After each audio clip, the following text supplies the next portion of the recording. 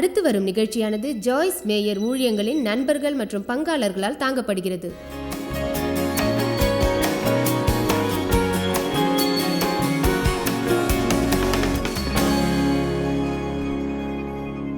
நியாயாதிபதிகள் 6 வசனம் 12 தொடங்குகிறது. அதன் சிறிய பின்னணி இதுதான். இஸ்ரவேலர்கள் தேவனின் பார்வையில் தீங்கினை செய்தார்கள். அப்பொழுது தேவன் மீதியானியர்கள் கையில் ஒப்புக் கொடுத்தார். பிறகு தேவன் கருணை உள்ளவரானதால் அவர்களை விடுவிக்க விரும்பினார். அவர் எப்பொழுதுமே காரியம் செய்ய ஒருவரை எதிர்நோக்கி உள்ளவர். இப்பொழுது தேவனே ராஜா. அவர் நினைத்தால் எந்த நேரத்திலும் எதையும் செய்ய முடியும். அதற்கு பிறரை பயன்படுத்துவார். மக்களின் மூலம் காரியம் செய்வார். நாம் கூறுகிறோமே அற்புதங்கள் என்று, அதை கூட யாரோ ஒருவர் மூலம் யாரோ ஒருவரின் தேவையை நிறைவேற்றும்படி அவர் நிகழ்த்துவார். நாம் எல்லோரும் அறிந்த ஒரு விஷயம், சுகமளிக்கும் அற்புதங்கள் அவை எல்லாம் எந்த ஒரு மனிதனாலும் நிகழ்வது சாத்தியமல்ல. ஆனால் அதை பற்றி ஒரு விஷயத்தை குறிப்பிட விரும்புகிறேன். ஒரு நபர் மூலம் அடிக்கடி தேவன் அதை செய்கிறார். அவர் கிதியோனை கண்டார். வசனம் 12, இந்தப்படிதான் கர்த்தரின் தேவதூதன் கிதியோனை அணுகினார். இப்படித்தான் அவனிடம் அவர் பேசினார். கர்த்தருடைய தூதனானவர் அவனுக்கு தரிசனமாகி, பராக்கிரமசாலியே, கர்த்தர் உன்னோடு இருக்கிறார் என்றார். அப்பொழுது கிதியோன் அவரை நோக்கி, ஓ என் ஆண்டவரே, கர்த்தர் எங்களோடு இருந்தால் இவையெல்லாம் எங்களுக்கு நேரிடுவானேன்? அவன் சொன்னது இப்படியாக எனக்கு எதிரொலிக்கிறது. அப்படி என்றால் நாங்கள் கீழ்ப்பட்ட தேவனின் அற்புதங்கள் எல்லாம் எங்கே போனது? கர்த்தர் எங்களை எகிப்திலிருந்து கொண்டு வரவில்லையே. இப்பொழுது கர்த்தர் எங்களை கைவிட்டு மீதியானியர் கையில் எங்களை ஒப்புக் கொடுத்தாரே என்றான்.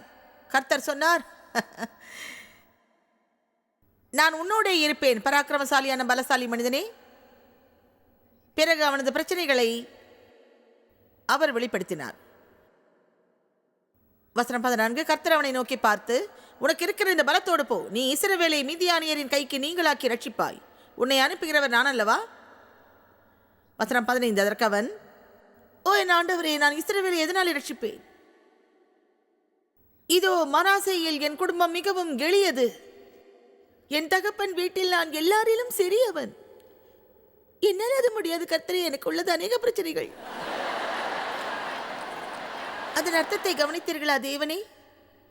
என் வயதும் என் அறியாமையும் கூடுகிறதே. எனக்கென்ற உதவி யாருமே இல்லையே.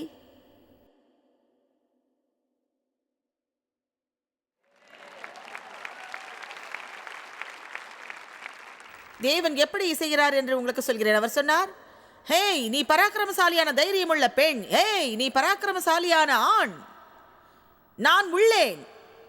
உங்களது வாழ்வில் நான் மகத்தான காரியங்கள் செய்வேன். தினமும் காலையில் இப்படி நினைக்காதீர்கள், எப்படியும் ஒரு நாள் இயேசு திரும்பி வருவார், நான் பரலோகம் சென்று மகிமையோடு வாழ்வேன். ஏனென்று சொல்கிறேன், அது உங்களுக்கு தெரியுமோ இல்லையோ எனக்கு தெரியாது. ஒவ்வொருவரிடமும் ஒரு கூடை நிறைய மன்னிப்புகள் உள்ளன.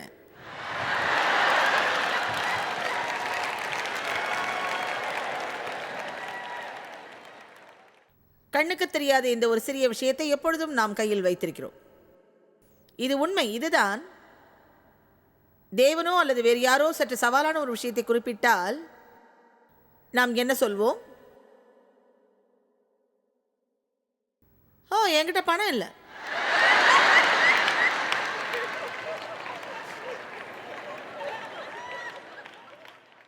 என்னால் அது முடியாது தேவனே, என்கிட்ட எந்த பணமும் இல்லை.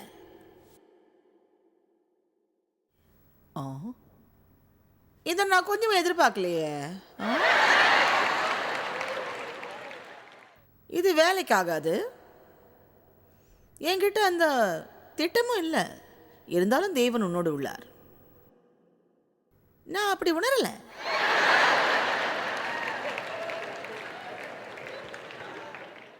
அப்படி என்றால் அதை வைக்க நாம் கையில் கொண்டு செல்வது பைக்கு பதிலாக பெட்டியாக இருக்க வேண்டும். அது ஏனோ புரியலையே. நீங்கள் செய்து கொண்டிருப்பது என்னவென்று தெரிந்தாலும் நீங்கள் சில விஷயங்களை செய்ய வேண்டும் என்பதை ஏன் நினைக்காமல் உள்ளீர்கள்? இதுவரை நான் என்ன செய்தேன் என்று தெரியவில்லை. நான் ஒரு உலகளாவிய ஊழியம் நடத்துகிறேன்.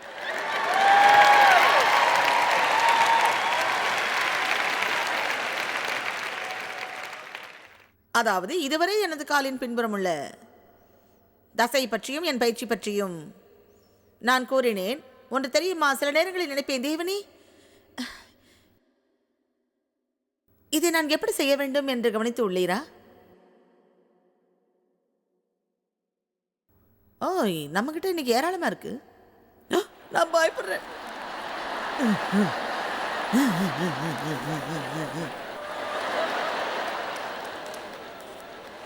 சரி, பயத்தோடு செய்வதை அறியுங்கள்.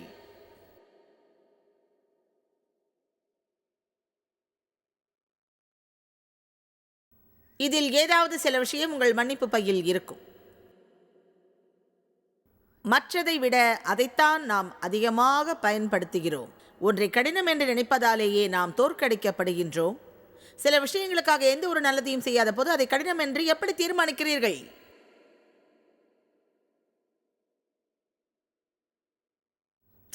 இப்பவே என்கிட்ட அநேக பிரச்சனைகள் இருக்கு.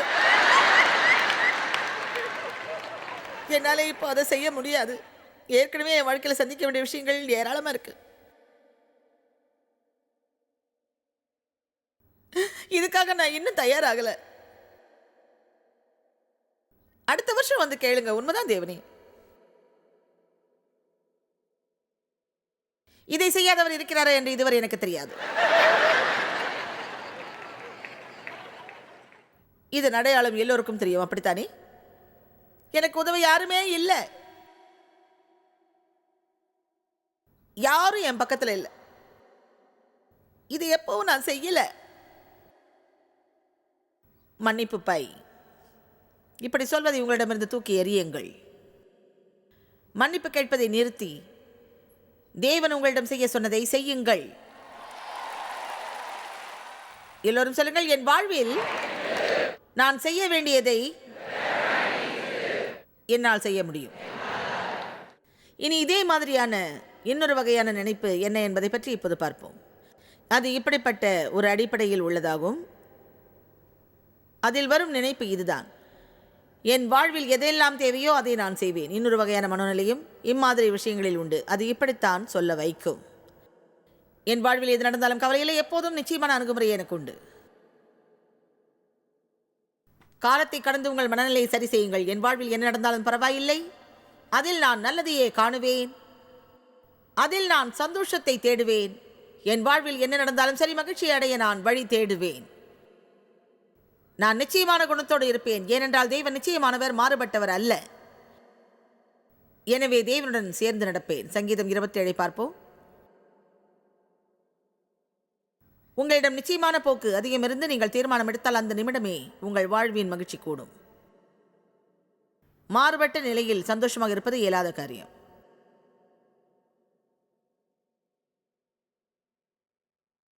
ஒரு சிறிய வரைவு செய்வோம். உங்களில் எவ்வளவு பேர் மாறுபட்ட மனநிலைக்கு தள்ளப்படுவீர்கள்? எவ்வளவு பேர் நிச்சயமான மனநிலையோடு மேலே செல்வீர்கள்? ஓ, எனக்காக நீங்கள் ஜெபிப்பீரா? உங்களுக்கு நான் சொல்ல வருவது இதை குறித்து செயல்முறைப்படுத்த வேண்டும். நேர்முகமான காரியங்களுக்காக தேவ் தனது கரத்தை உயர்த்தும் போது நான் எதிர்மறையாக இருப்பேன், அவர் என்னை பைத்தியமாக்குவார். ஏனென்றால் நீங்கள் எதிர்மறையாகவும் கசப்பாகவும் மற்றவர்களும் அதே போல இருக்க விரும்பும் போது உங்களுக்கே தெரியும், அது அவர்களை அறைவதை போன்றதாகும். நான் துக்கத்தோடு இருந்தாலும் இப்போது இதில் மகிழ்ந்திருக்கிறேன் என்று என்னிடம் சொல்லாதீர்கள். எனக்கு மகிழ்ச்சி தரும் விஷயம், தேவன் என்னோடு கிரியை செய்தார், நான் மாறினேன். சங்கீதம் 27:13, என்னவாக நான் ஆகியிருப்பேன், நானோ ஜீவனுள்ளோர் தேசத்திலே கர்த்தருடைய நன்மையை காண்பேன் என்று விசுவாசியாதிருந்தால். ஏதோ நல்லது நடக்கும் என்று நாம் விசுவாசிக்காமல் இருந்தால் நமக்கு என்ன நடந்திருக்கும்? அதாவது எதையாவது அடையாவிட்டாலும் இன்று அதன் பின்னால் உள்ளீர்கள், ஆனால் அதை பெறுவோம் என்று நீங்கள் விசுவாசித்தால் இந்த நாளே உங்களுக்கு நன்றாக இருக்கும். கர்த்தரை எதிர்பார்த்து நீ காத்திருக்க வேண்டும். அவர் உன் இதயத்தை ஸ்திரப்படுத்துவார். அதுவரை நீ திட மனதோடு நிலையாக இரு. ஆம், கர்த்தரை எதிர்பார்த்து நீங்கள் காத்திருக்க வேண்டும். உங்களிடம் ஒரு கேள்வி கேட்கலாமா? என்ன எதிர்பார்க்கிறீர்கள்? எனக்கு தெரியாது. இது ஒரு வகையான காத்திருப்பாகும். தேவன் செய்வதை காண காத்திருக்கிறேன். இது ஒரு வகையான காத்திருப்பாகும், எதிர்பார்ப்பாகும். நீதிமொழிகள் 15 பாருங்கள். சுயமாக சிந்தியுங்கள், எதையும் காரணத்தோடு சிந்தியுங்கள், காரணத்தோடு இருங்கள். நீங்கள் என்ன நினைத்தாலும் சரி, உங்கள் சூழ்நிலைகள் எவ்வளவு மோசமாக இருந்தாலும் சரி, அமர்ந்தபடி யோசியுங்கள். ஏதோ ஒரு நன்மை எனக்கு நடக்கப் போகிறது, ஏதோ ஒரு நன்மை எனக்கு நடக்கப் போகிறது. தேவன் என் பக்கம் உள்ளார். எனக்கு உள்ளதோ நிச்சயமான, மேலான, பரவசமான, உணர்ச்சிகரமான அணுகுமுறை. நல்லதுதான் நினைக்கிறேன். அதை பற்றி இன்று நாம் பேசுவோம். நீங்கள் அறிவீர்கள், நான் மாறுபட்டு வளர்க்கப்பட்டேன். என் தந்தை அந்த மாறுபாட்டை எனக்கு போதித்தார். அவர் சொன்னார், தெரிந்து கொள், எல்லோருக்கும் நீ வேண்டும். யாருமே நல்லவங்க இல்லை, நீ யாரையுமே நம்பாத. இந்த எண்ணம் அடிப்படையாக என் வாழ்வில் மாறுபட்ட சூழ்நிலைகளை உருவாக்க காரணமாக இருந்தது. எனவே நீங்கள் நல்லது நடக்க வேண்டும் என்று எதிர்பார்க்காவிட்டால் நீங்கள் ஏமாற்றமடைய மாட்டீர்கள். ஏனென்றால் அது எந்த வகையிலும் நடக்காது. உங்களில் எவ்வளவு பேர் மாறுபட்ட நபர்கள் உள்ள வீட்டில் வளர்ந்து வந்திருக்கிறீர்கள்? அது மட்டுமல்ல, அங்கே எதற்கெடுத்தாலும் பிரதிபலிப்பது கோபம், கோபம், கோபம். இதை நான் ஏன் கேட்கிறேன் என்றால், என் வாழ்வில் நான் மிக ஏமாற்றம் அடைந்தேன். என் தந்தை தவறாக பயன்படுத்தினார். என் முதல் திருமணம் முறிந்தது. அது எல்லாமே ஒரு குழப்பமாகும். அந்த நேரத்தில் நான் என்ன செய்தேன் என்றும் தெரியாது. நான் செய்திருப்பதில் ஓரளவே முதல் கணவருக்கு தெரியும். அதனால் எங்களுக்குள் உடன்பாடு இல்லை. இன்னொரு விஷயம், எனக்கும் பிரச்சனை, நான் திருமணம் செய்தவருக்கும் பிரச்சனை. எனவே ஒருவருக்கு ஒரு பிரச்சனையாக இருந்தோம். எங்களுக்கு பிள்ளைகள் இருந்திருந்தால் அவர்களுக்கும் பிரச்சனை கொடுத்திருப்போம். சில காலங்களுக்கு பிறகு 1976 என்னில் பரிசுத்த ஆவி நிரம்பியது. அது முதல் தேவனோடு நடப்பதில் அக்கறை காட்டினேன். ஆனாலும் பல ஆண்டுகளுக்கு முன்பே நான் கிறிஸ்தவராக இருந்தேன். இருந்தாலும் அதில் நான் அக்கறை காட்டவில்லை. நான் கூறுவது உங்களுக்கு புரிகிறதா? அப்போது படித்தேன். நான் வார்த்தையை படித்து அறிந்தேன். ஒரு நாள் காலை குளியலறையில் உள்ள ஒரு பகுதியில் கண்ணாடி முன்பு நின்று நான் ஒப்பனை செய்தேன். அப்போது திடீரென எனக்கு ஏதோ ஒன்று தோன்றியது. அது என் வாழ்நாள் முழுவதும் நிகழ்ந்தது. அது ஒரு தோற்றம் என்று நீண்ட காலத்திற்கு பிறகு புரிந்தது. எனவே அதை நான் கண்டுகொள்ளவில்லை. அந்த மாதிரியான ஒன்றுமில்லாத, மாறுபட்ட, பயமுறுத்தும் உணர்ச்சி என்னிடம் இருந்தது. அது எதை பிரதிபலித்தது என்றால், அடுத்து என்ன மோசமாக நடக்கப் போகிறதோ அது பற்றி வேதாகமத்தில் இருப்பது அதுவரையில் எனக்கு தெரியாது. உடனே தேவன் என் இதயத்தில் பேசினார். நான் கேட்டேன், தேவனே, என்ன இது? என் வாழ்நாள் முழுவதும் இது உள்ளது, என்ன இது? அதன் பிறகு பரிசுத்த ஆவி என்னிடம் சொன்னது, அது கெட்ட சகுனம். அது ஒரு கெட்ட சகுனம். அதன் பிறகு நடந்தது. அது எவ்வளவு காலம் என்பது எனக்கு ஞாபகம் இல்லை. நான் நீதிமொழிகள் 15:15 படித்தேன். அதை கேளுங்கள். அது சொல்கிறது, சிறுமைப்பட்ட நாட்கள் எல்லாம் தீங்குள்ளவைகள், ஆசை உள்ள எண்ணங்கள் மற்றும் தீய சகுனங்கள். ஆனால் நல்ல இருதயமுள்ள அவரோ நித்திய விருந்து, எந்த சூழ்நிலைக்கும் அப்பாற்பட்டது. பிரச்சனை எதுவானாலும் பிசாசு நம்மை தூண்டிவிட்டு வேடிக்கை பார்ப்பதைப் போல நமது சூழ்நிலைகளின் மூலம் நாம் மகிழ்ச்சி அடைய மாட்டோம். தேவைப்பட்டால் அவன் நம்மை குழப்பவும் செய்வான். உங்கள் கார் பழுதடையும், அது இது என்று பல நிகழும். அவனுக்கு தேவை உங்கள் பொருள் அல்ல. அதை பற்றி அவன் கவலைப்பட மாட்டான். அவனுக்கு தேவை உங்கள் மகிழ்ச்சி. எனவே பொருளை இழக்கச் செய்வான், பிறகு உங்கள் மகிழ்ச்சியை பறிப்பான். உங்களிடம் மகிழ்ச்சி இல்லையேல் பலமும் இருக்காது. பிசாசுக்கு மிகவும் மகிழ்ச்சி தருவது எதுவென்றால், புதிய பிறவி உள்ளவரை காண்பது. ஆவியில் நிரப்பப்பட்டவர்கள் வாழ்க்கை முழுவதும் நடப்பதை காண்பது. அதுவும் எப்படி என்றால், அவர்கள் கைகள் தொங்க வேண்டும், தோள்கள் மெலிய வேண்டும், தலைகள் கவிழ வேண்டும், மாறுபட்டும் வாதத்தோடும் இருக்க வேண்டும். பிறருக்கு தேவைப்படுவது எதையும் அவர்கள் கொடுக்கக்கூடாது. எனவே நமது வாழ்வில் முதன்மையான விஷயம் என்னவென்றால் உயர்ந்த அளவில் மகிழ்ச்சி, ஆர்வம் மற்றும் விருப்பமாகும். மக்களை பார்த்து எனக்கு அலுத்து போன ஒரு விஷயம் உணர்ச்சியின்படி நடப்பது. நமக்கு ஒவ்வொரு நாளும் ஊக்கம் அவசியம். வாழ்வில் என்ன நடந்தாலும் சரி, நாம் விழித்திருந்து யோசிப்போம். இன்று ஏதோ ஒரு நல்லது நடக்கப் போகிறது என்று நான் விசுவாசிக்கிறேன். நீங்கள் கேட்பீர்கள், அப்படி நடக்காவிட்டால் பிறகு அப்போது மறுநாளில் விசுவாசியுங்கள். ஒருவேளை அது என்று நடக்காவிட்டால் பிறகு அப்போது மறுநாளில் விசுவாசியுங்கள். அதற்காக பிசாசிடம் நீங்கள் அறிக்கை விடாதீர்கள். அப்பொழுது நீங்கள் இப்படி சொல்ல வேண்டும், பிசாசே, உன்னை நான் விரட்டுவேன்.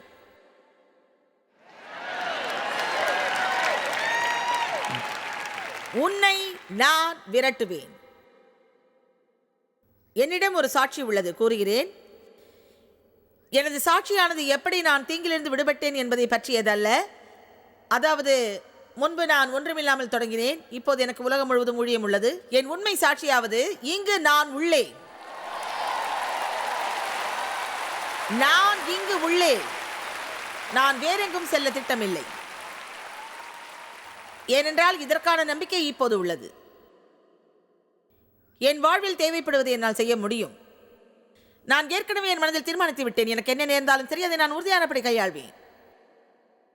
எல்லாவற்றிலும் நன்மை உள்ளது என்று நான் நம்புகிறேன். அதை நாம் எதிர்பார்ப்போம். அது ஏன் தெரியுமா? எல்லாவற்றையும் நான் நம்புகிறேன். நாம் அதை கவனித்தால் நன்மை கிடைக்கும்.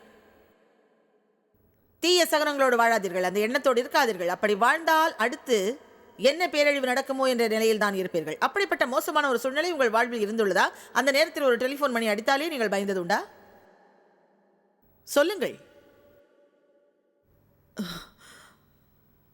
பதில் பேச விரும்பவில்லையா? சில நேரம் இப்படிப்பட்ட சண்டை வரும். அதாவது, எங்கள் 2 பிள்ளைகள் எங்கள் ஊழியத்திற்கு திட்டம் வகுக்கும் போது அது நிகழும். அவர்கள் தான் அன்றாட பணிகளை எல்லாம் கவனிக்கிறார்கள். சில நேரங்களில் இருவரில் ஒருவர் சொல்வார், நான் உங்களோடும் அப்பாவோடும் சில விஷயங்களை பேச வேண்டும். அந்த மாதிரியான நேரங்களில் இல்லை என்று சொல்லக்கூடிய ஒரு சூழ்நிலையும் எனக்கு ஏற்படும். அதே சமயம் அவர்கள் என்னிடம் சொல்வதெல்லாம் உண்மையிலேயே நல்லதாகும். அவர்கள் சிறப்பானவற்றை சொல்வார்கள் என்றே நான் நம்புவேன். அதிலிருந்து நான் தெரிந்து கொண்டது என்ன தெரியுமா? அவர்கள் என்ன சொன்னாலும் அதை நான் கையாள்வேன். அவர்கள் எதை சொல்ல முற்பட்டாலும் நான் கையாள்வேன். கவனியுங்கள், உங்கள் வாழ்வில் எது நடந்தாலும் சரி, அதை நீங்கள் கையாளலாம். வல்லமையான எண்ணங்களை பற்றி நினைப்பது பயனுள்ளதாக இருக்கும் என்று உங்களில் எவ்வளவு பேர் கருதுகிறீர்கள்? தாவீதை அறிவீர்கள். நீங்கள் சொல்லலாம், தாவீதுக்கு எதையும் சொல்வது எளிதென்று. அது உண்மைதான். அவர் நன்மையை விசுவாசித்திருந்தார். உங்கள் எல்லோருக்கும் தெரியும், ஒரு ராஜா, அவருக்கு என் பிரச்சனை இல்லை. இன்னொரு விஷயம், தாவீதுக்கு ஏராளமான எதிரிகள் இருந்தார்கள். நீங்கள் சங்கீதத்தை படித்தால் தெரியும். தனது எதிரிகளை விரட்டியடிக்க அவர் தொடர்ந்து தேவனை நாடினார். ராஜா சவுல் பல ஆண்டுகளாக அவரை கொல்ல நினைத்தான். அப்போது பல வருடங்களாக பல இடங்களில் ஒளிந்திருந்தார், குகைகளில் வாழ்ந்தார். சொந்த மகன் அப்சலோம் துரோகம் அளித்தான். அவரது ராஜாங்கத்தை அநியாயமாக அபகரிக்க நினைத்தான். அவன் தகாத உறவுகள் கொண்டு கொலைகள் செய்து தேவனை மிகவும் மோசமாக ஏமாற்றினான். அவன் குழந்தை இறந்தது. தன் வாழ்நாள் முழுவதும் அவன் நினைத்த கோவிலை கட்ட அனுமதிக்கப்படவில்லை. தொடர்ந்து அவன் போரில் இறங்கினான். அப்போது அவன் சொன்னான், இனிமேல் எனக்கு என்ன நேரமோ தெரியவில்லை. தேவனின் நன்மையை பார்க்க முடியும் என்று நான் விசுவாசிக்காவிட்டால் என் வாழ்க்கை எவ்வளவு மோசமாகவும் துயரமாகவும் சீர்கேடாகவும் இருக்கும். நான் பரலோகம் போன பின்பல்ல, இந்த பூமியில் அது நிகழ வேண்டும் என்றான். நான் இந்த பூமியில் இருக்கும் போதே எனக்கு ஏதோ ஒரு நன்மை நிச்சயம் நிகழும் என்றான். ஆமென். இன்னொரு விஷயம், மர்ஃபீஸ் லா என்று ஒரு விதி உள்ளது. மர்ஃபி யார் என்பது உங்களுக்கு தெரிந்திருக்காது. அவர் ஒரு தனிப்பட்ட ஒரு நபர். அவர் கதை என்னவென்றால், அவர் விமானத்தில் வேலை செய்தார். அப்போது அதில் ஏதோ ஒன்று பழுதாகிவிட்டது. உடனே அவர் சொல்வார், ஒன்று பழுதாக வேண்டும் என்றால் அது நிகழும். அதுதான் மர்ஃபி லா ஆனது. அதில் தான் எல்லோரும் வாழ்கிறோம். எவ்வளவு பேர் கேள்விப்பட்டுள்ளீர்கள் மர்ஃபி லாவை பற்றி? அதாவது, இங்கே உள்ள யாருக்கும் அந்த மர்ஃபி யார் என்று தெரிவதற்கு நிச்சயமாக வாய்ப்பில்லை. அவர் ஒரு விமான மெக்கானிக். அவர் ஒரு போல்ட்டையோ எதையோ கண்டுபிடிக்க முடியவில்லை. மேலும் சொன்னால் அது ஜாய்ஸின் லா ஆகிவிடும். ஆமென். ஒன்று சரியாக நடப்பதனால் அது நடக்கும். எதுவுமே நமக்கு கடினமானது அல்ல. வேறு யாருக்கோ ஒரு நன்மை நிகழும் என்றால் அந்த நன்மை எனக்கும் நிகழும்.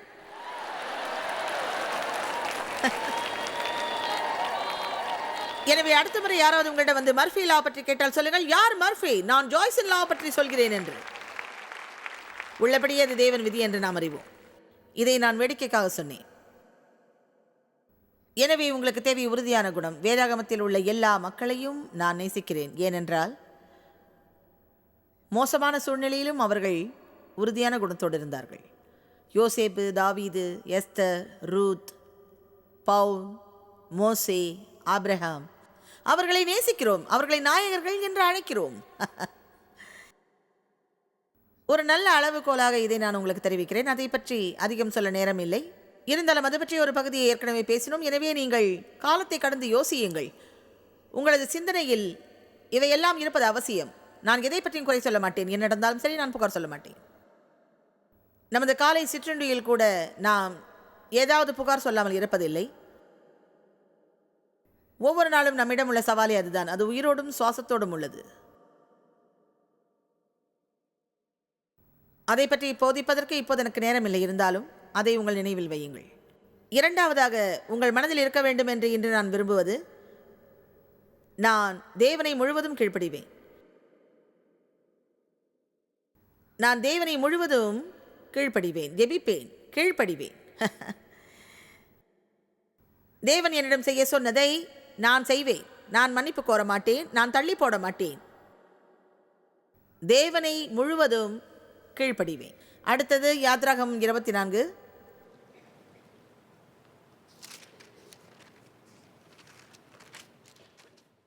வசனம் 7. அதை நேசிக்கிறேன். உடன்படிக்கையின் புஸ்தகத்தை எடுத்து ஜனங்களின் காது கேட்க வாசித்தான். அவர்கள் கர்த்தர் சொன்னபடியெல்லாம் செய்து கீழ்ப்படிந்து நடப்போம் என்றார்கள். எனவே பெயரளவில் வார்த்தையை கேட்பதற்காக அவர்கள் அதை கேட்கவில்லை. அவர்கள் வார்த்தையை கேட்டவுடன் உடனடியாக முடிவு செய்தார்கள். நான் செய்ய வேண்டியதை நான் அறிய விரும்புகிறேன். அது என்னவாக இருந்தாலும் சரி, அதை நான் செய்யப் போகிறேன். ஒவ்வொரு சமயமும் எங்காவது மக்கள் அமர்ந்து வார்த்தை போதிக்கப்படுவதை கேட்டு அந்தப்படியான குணத்தை கை கொண்டால் அது வியக்கும்படி இருக்கும். அதாவது என் டிவி நிகழ்ச்சியை பார்க்கும் போதும், நீங்கள் திருச்சபைக்கு போகும்போதும், நீங்கள் ஒவ்வொரு முறை என் கூட்டத்துக்கு வரும்போதும், ஒவ்வொரு முறை நீங்கள் சிடியை கேட்கும் போதும் அல்லது டிவிடியை பார்க்கும் போதும், ரேடியோ நிகழ்ச்சியை கேட்கும் போதும் அந்தப்படியான மனநிலை உங்களுக்கு வேண்டும் என்று என்னவெல்லாம் நான் அறிந்தேனோ அதை நான் செய்வேன். கிறிஸ்துவின் மூலமாக உங்கள் வாழ்வின் தேவன் எதை செய்ய சொன்னாலும் அதை உங்களால் செய்ய முடியும் என்பதை நீங்கள் அறிவீர்களா? ஆனால் அதை சரியாக செய்வதற்கு செய்ய முடியும் என்ற எண்ணம் உங்களுக்கு வேண்டும். நமது நினைப்பின்படிதான் நாம் இருப்போம். ஒரு மனிதனின் எண்ணப்படி அவன் இருப்பான்.